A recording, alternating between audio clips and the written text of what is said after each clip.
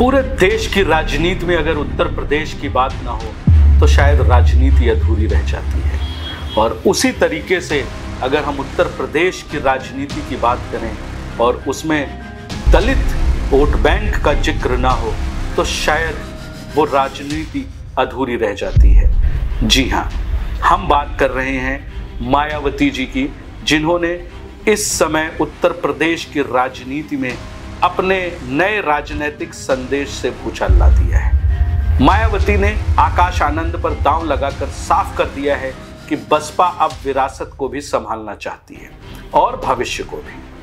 Baspa supremo Mayawati ने अपने भतीजे आकाश आनंद को राष्ट्रीय संयोजक बनाकर उत्तर प्रदेश की राजनीति में नया सस्पेंस और नई उम्मीदें दोनों जगा दी। यह कदम केवल संगठनात्मक फेरबदल नहीं बल्कि 2027 के विधानसभा चुनाव के लिए एक रणनीतिक चाल मानी जा रही है। आकाश आनंद राजनीति में अपेक्षाकृत नए हैं, लेकिन कम समय में उन्होंने अपनी आक्रामक और जोशीली छवि से युवाओं के बीच पहचान बनाई है। कई मौकों पर उनके भाषणों ने बसपा के समर्थकों में उत्साह जगाया, लेकिन दूसरी ओर उनके बयानों पर भी बहुत सारे विवाद खड़े हुए। इन्हीं कारणों से मायावती ने उन्हें बार बार पार्टी की जिम्मेदारी से दूर किया और फिर समय समय पर वापस लाया। यह उतार चढ़ाव कहीं न कहीं उनकी छवि को भी प्रभावित करता रहा है।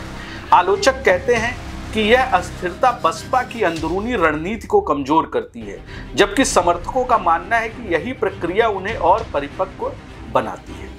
आज हम जब मायावती की बात करते हैं और उन्होंने उन्हें सबसे बड़ा पद सौंप दिया है तो यह उनके प्रति भरोसे और भविष्य की राजनीति का संकेत है। दरअसल आकाश आनंद को यह जिम्मेदारी देकर मायावती ने साफ कर दिया है कि पार्टी अब केवल अतीत के सहारे नहीं बल्कि भविष्य के चेहरे के साथ आगे बढ़ना चाहती है। 2027 के चुनावी परिदृश्य को देखें तो भाजपा अभी भी बहुत मजबूत स्थिति में है। समाजवादी पार्टी विपक्षी चेहरा बनी है, जबकि कांग्रेस अपनी सीमित मौजूदगी बनाए हुए है। ऐसे माहौल में बसपा की रणनीति दिलचस्प बनती जा रही है। आकाश अगर जाटव वोटरों के साथ साथ गैर जाटव, दलित, पिछड़े वर्ग और अल्पसंख्यकों तक पहुंच बनाने में सफल होते हैं तो बसपा फिर से तीसरे विकल्प के रूप में उभर सकती है। लेकिन अगर उनका फायरी अंदाज ही विवादों में उलझा रहा तो यह बसपा के लिए जोखिम भी साबित कर सकता है। दलित राजनीति में चंद्रशेखर आजाद की मौजूदगी आकाश आनंद के लिए सबसे बड़ी चुनौती है। चंद्रशेखर ने आंदोलन और संघर्ष के जरिए जो युवाओं के अंदर अपनी पैठ बनाई है, जो अपनी जगह बनाई है, वो आकाश आनंद के लिए बड़ी चुनौती है। हालांकि अगर आज के परिवेश को अगर हम देखें तो इस समय शायद चंद्रशेखर युवाओं की पहली पसंद है अगर दलित वोटरों की बात की जाए। और वहीं आकाश आनंद एक मैच्योर्ड, मंझे हुए खिलाड़ी तो नहीं, लेकिन उनकी जो राजनीतिक परिभाषा जो उन्होंने पिछले कुछ समय में दिखाई है मंचों से, वो उनको परिपक्व बनाती है। चाहे वो उनकी डिजिटल रणनीति हो, जिसके थ्रू उन्होंने सोशल मीडिया पे बहुजन समाज पार्टी को एक नए तरीके से पेश किया हो, या उनका विवादों में जो जिस तरीके से बेबाकी से वो अपने मंचों से अपने बयान दर्ज करते हैं, उसके लिए उन्होंने सुर्खियां बटोरी हो।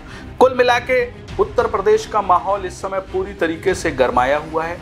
भारतीय जनता पार्टी जो इस समय सबसे मजबूत स्थिति में है, कहीं ना कहीं समाजवादी पार्टी भारतीय जनता पार्टी की रणनीति के पीछे चलती हुई दिखाई दे रही है, क्योंकि भारतीय जनता पार्टी इस समय अगर हम बात करें तो संगठन के रूप में शायद उत्तर प्रदेश की सबसे बड़ी पार्टी है, जिसकी रणनीति की काफ़ी प्रशंसा की जानी चाहिए।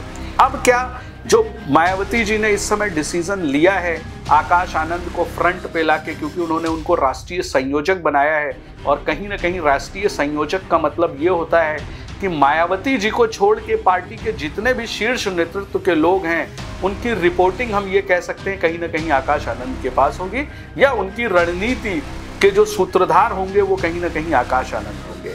अब 2027 में यह दिलचस्प होगा, यह देखना दिलचस्प होगा कि बहुजन समाज पार्टी जो इस समय उत्तर प्रदेश के अंदर मात्र एक विधानसभा सीट पर आकर खड़ी है और राजनीति में हाशिए पर है, और अपनी नई उम्मीद को क्या वो आकाश आनंद के सहारे बुन सकती है, या वापस से जो इस समय बहुजन समाज पार्टी की स्थिति प्रदेश के अंदर बनी हुई है उसी तरीके से हाशिए पर चली जाएगी।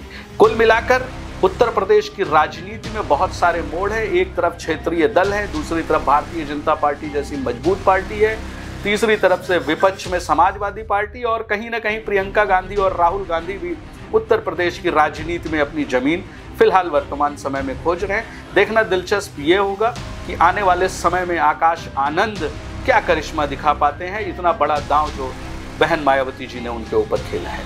आपकी क्या राय है आकाश आनंद को लेकर? अपनी राय जरूर हमसे साझा करें। आने वाले समय में फिर एक नए विश्लेषण के साथ आपके साथ मौजूद होंगे। तब तक के लिए नमस्कार, धन्यवाद।